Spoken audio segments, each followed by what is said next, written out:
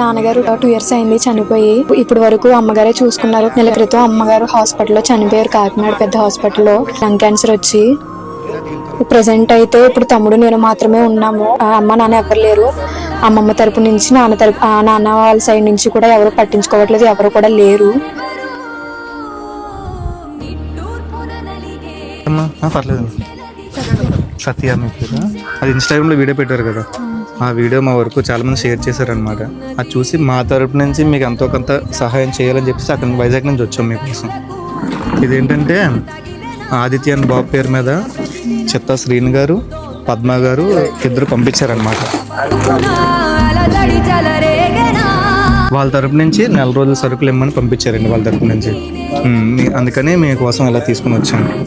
ఏదైనా మేము వచ్చామంటే అక్కడి నుంచి ఇక్కడ వీళ్ళు చేసిన వీడియో వల్ల అక్కడి వరకు మా వరకు వచ్చిందండి సమస్య. బ్రోకి భాస్కర్ గారికి నిజంగా చాలా థ్యాంక్స్ అండి.